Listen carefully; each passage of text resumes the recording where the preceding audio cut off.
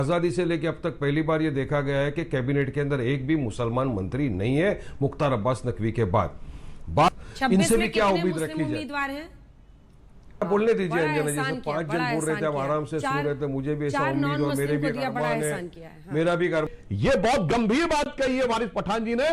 और मैं कहूंगा जो आपके लाखों करोड़ों लोग देख रहे हैं वो बिहार के देश के, उन्हें इनसे समझना चाहिए। जो लालू प्रसाद यादव जी जिस समाज का प्रतिनिधित्व करते हैं वो गोपालक समाज था, वो इन लोगों को गाय खाने से रोक नहीं पाए। इन लोगों यदि आपसे पूछा जाए कि बिहार विधानसभा चुनाव में कुल कितने गठबंधन चुनाव में शामिल हैं, अपने जवाब कमेंट बॉक्स में लिखिए। और चलिए देखते हैं इस डिबेट वीडियो को, जिसमें सुधांशु त्रिवेदी और वारिस पठान दोनों आमने सामने हैं।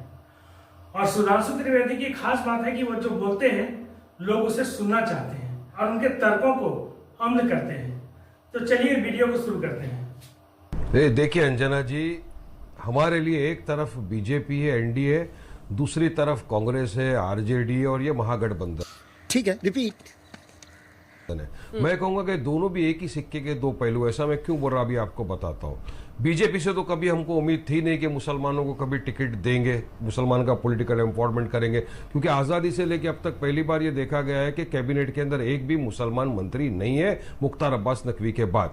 बात नंबर 2, अभी जेडीयू की बात करें, पिछली मर्तबा उन्होंने 11 मुसलमानों को टिकट दिया था, इस मर्तबा प्रमोशन कर दिया और 4 पे आ गए। कितनों को दे रहे हैं अंजना जी? हमने 26 लोगों को टिकट हमारी तरफ से दिया और हमारा जो ग्रैंड डेमोक्रेटिक अलायंस है उसकी तरफ से, जिसमें एएसपी के चंद्रशेखर जी है, मौर्य जी है, सब टिकट दे रहे। अंजना जी, अब दूसरी तरफ अभी आई है इनकी तरफ, महागठबंधन की तरफ। इनसे भी क्या उम्मीद रखी जाए? 22, बाकी नॉन मुस्लिम को दिया है हमने। वाह, जरा बोलने दीजिए अंजना जी, सब 5 जन बोल रहे थे, आप आराम से सुन रहे थे। मुझे भी ऐसा उम्मीद और मेरे भी अरमान है, मेरा भी अरमान है कि अंजना जी मुझे भी आराम से सुनिए ना। अब इस तरफ पे मैं बात करना चाह रहा हूँ। इनका क्या स्लोगन था? जिसकी जितनी संख्या भारी उसकी उतनी हिस्सेदारी, MY फैक्टर। अब संख्या के हिसाब से अगर देख लो, बिहार के अंदर तो 19% मुसलमान है। कितने को टिकट दिया उन्होंने? 30 को। अब सच्चाई ये दर्शा रहा है पूरे देश के सामने कि 2% वाला मल्ला सानी वो बन सकता है उप मुख्यमंत्री, 14% वाला यादव बन सकता है मुख्यमंत्री, मगर 19% वाला मुसलमान उप मुख्यमंत्री नहीं बन सकता। ऐसा क्यों भाई? क्या 19% में आपको कोई ऐसा मुसलमान चेहरा नहीं देखा जो उप मुख्यमंत्री बन सकता है? नहीं, तो फिर आपकी जिसकी संख्या भारी उसकी उतनी हिस्सेदारी, MY फैक्टर, सब गलत हो गया। आप क्या करते हो? मुसलमानों को चुनाव के पहले आप सिर्फ बहलाते हो, फुसलाते हो। चुनाव के पहले आप रमजान के महीने में उनके यहाँ जाते हो, वो आपको खजूर खिलाता, आप उनको टोपी पहना के आ जाते हो। चुनाव के पहले दाढ़ी वाले टोपी वाले का अपने साथ हेलीकॉप्टर में बिठा देते हो, चुनाव के बाद में उसी हेलीकॉप्टर से आप लात मार के उसको फेंक देते हो। आपको सिर्फ मुसलमानों के वोट चाहिए, मुसलमानों की हिस्सेदारी आपको नहीं देनी है। अगर हिस्सेदारी देनी होती तो हमारे साथ गठबंधन कर लिए होते। अब इन लोग को चुनाव के पहले वक्फ याद आ गया अंजना जी, वक्फ याद आ गया। सोचिए, जब वक्फ का इतना बड़ा मसला चला, हमने कहा काला कानून है। असद ओवैसी साहब पहले वो शख्स थे जिन्होंने पूरी पार्लियामेंट के अंदर वक्फ के काले कानून को फाड़ के फेंक दिया। तब ये कहते कहीं नहीं। उसके बाद जब सुप्रीम कोर्ट के अंदर जाने का टाइम आया, ओवैसी साहब ने, हमारे बिहार के प्रेसिडेंट अख्तर इमान साहब ने याचिका दायर की। इन्होंने कोई याचिका दायर की क्या? वहां पे नहीं की। तो आज इनको समझ में ये बात आ रही है कि मुसलमानों का वोट बहुत अहम फैक्टर कर रहा है। MIM वालों की तरफ सब जा रहे हैं, तीसरा विकल्प मुसलमानों को मिल चुका है। तो अब ये वक्फ का लेकर आ गए, अब हेलीकॉप्टर के अंदर मुसलमानों के साथ घूम रहे। अरे मैं बताना चाहूंगा, बिहार का सबसे पिछड़ा हुआ वर्ग तो सीमांचल है। सीमांचल क्यों इतना पिछड़ गया? क्योंकि वहां 65% से ज्यादा मुसलमान लोग रहते हैं। बात तो सही है। क्या आपने सीमांचल को स्पेशल स्टेटस दिखाया? आपने नहीं दिखाया। आज सीमांचल के अंदर अंजना जी आप जाइए, कोई भी आपको मेडिकल कॉलेज या इंजीनियरिंग कॉलेज नहीं दिखेगा। पूर्णिया के अंदर बोला था हाईकोर्ट का बेंच बनाएंगे, नहीं बनाया। आज भी लोगों को जाना पड़ता है वहां पे। पटना के अंदर आज भी, वहां पे मैं था अंजना जी, मैं वहां रह चुका हूं 15 दिन। मैंने देखा है किस तरह से आज भी लोगों के पास एक पढ़ने के लिए बराबर कॉलेज नहीं है, एडमिनिस्ट्रेशन के लिए कोई बराबर वर्क नहीं। रोड की हालत आप देखिए, थोड़ा सा बारिश आता है पूरा के पूरा पानी बह जाता है। कितने मुसलमानों के लोगों के नाम चले गए SR की प्रतिक्रिया में, उन्होंने क्या किया? कुछ नहीं। इसका मतलब साफ है कि आपको मुसलमानों को हिस्सेदारी नहीं देना है, आप सिर्फ उनको अपने वोट बैंक के लिए इस्तेमाल करते हो। यही वजह है कि 70 साल से भारत का मुसलमान आज भी पिछड़ा हुआ वर्ग है। और ये मैं नहीं बोलता, कमेटी के रिपोर्ट भी दर्शाते हैं इस बात को। और अब चुनाव के वक्त आके मुसलमानों को बहलाएंगे, फुसलाएंगे तो नहीं मिलेगा इस बार वोट। हिस्सेदारी उनके पास जाऊंगे जल्दी से, वो तो बताइए। 30 टिकट आपने दे, ठीक है वारिस भाई, बड़ी बात हो गई। आ रही हूँ चित्रंजन जी, आ रही हूँ जल्दी से। सुधांशु जी, फिर आलोक जी, और फिर चित्रंजन।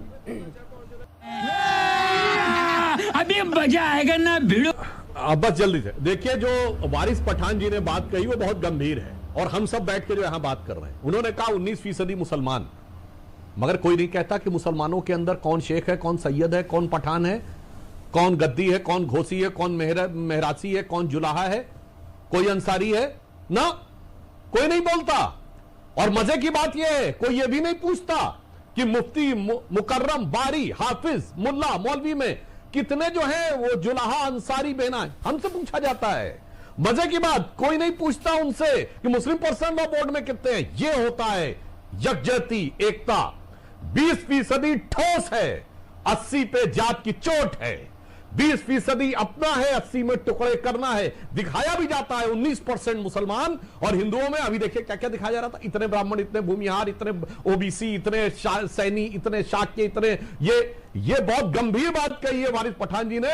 और मैं कहूंगा जो आपके लाखों करोड़ों लोग देख रहे हो बिहार के, देश के, उन्हें इनसे समझना चाहिए। जो एकजुट रहता है उसकी बात पे झुकना पड़ता है। लालू प्रसाद यादव जी जिस समाज का प्रतिनिधित्व करते हैं वो गोपालक समाज था।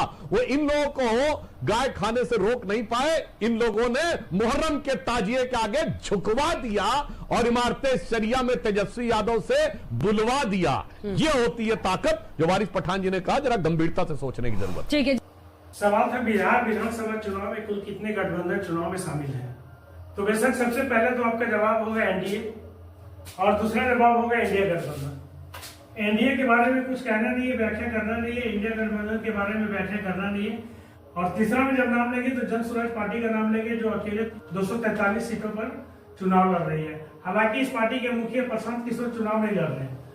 और चौथा, आप नाम ले भी सकते हैं और शायद नाम नहीं भी ले सकते हैं। और ये गठबंधन है जीडीए, ग्रांड डेमोक्रेटिक अलायंस, जो कि 64 सीटों पर चुनाव लड़ने का घोषणा किया है।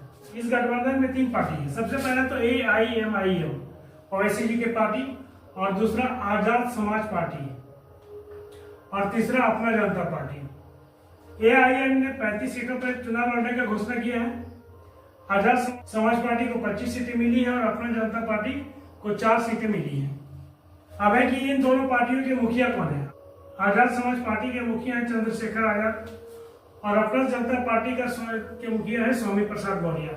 ये दोनों को आप जानते होंगे, ऐसा नहीं कि इन दोनों को नहीं जानते होंगे। काफी फेमस नेता है, इसमें कहीं से कोई दो राय नहीं है। और 5वें नंबर पे आता है जनशक्ति जनता दल, JJD। ये महुआ विधानसभा वैशाली जिला में लड़ने का फैसला किया है और इन्होंने अपनी पहली सूची में 21 उम्मीदवारों की घोषणा की है। अब ये जन शक्ति जनता दल कौन सी पार्टी है? ये पार्टी है तेज प्रताप यादव की पार्टी।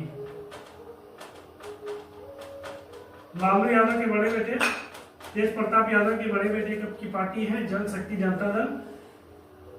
और इन्होंने पहले घोषणा किया था कि 5 छोटे छोटे दलों को मिलाकर ये गठबंधन बनाएंगे, जिसमें विकास वंचित इंसान VVIP और भोजपुरिया जन मोर्चा जैसी पार्टियां थी।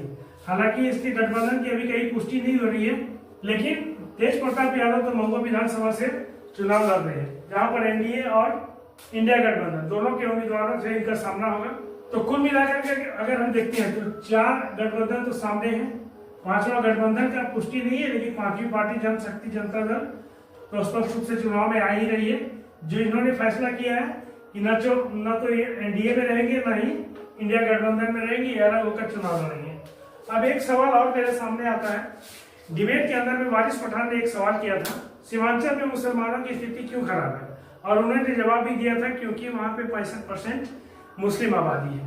तो मेरा कहना यह है कि वारिस पठान जब बोल रहे हैं और सभी ये कहते हैं कि मुस्लिम पिछड़े हुए हैं, जो घुसपैठी हैं वो तो जाए भाड़ में, उससे हमें कोई मतलब नहीं है। लेकिन जो हमारे देश के, हमारे भारत के जो मुसलमान वर्ग हैं, उन्हें और उनके जितने भी नेता हैं उनको सोचना चाहिए, उस पर विचार करना चाहिए कि आखिर ये पिछड़े हुए क्यों हैं। ये पिछड़े हुए हैं तो कहीं ना कहीं भारत को भी तरक्की में एक बाधा बन रहे हैं या फिर तरक्की को रोक रहे हैं।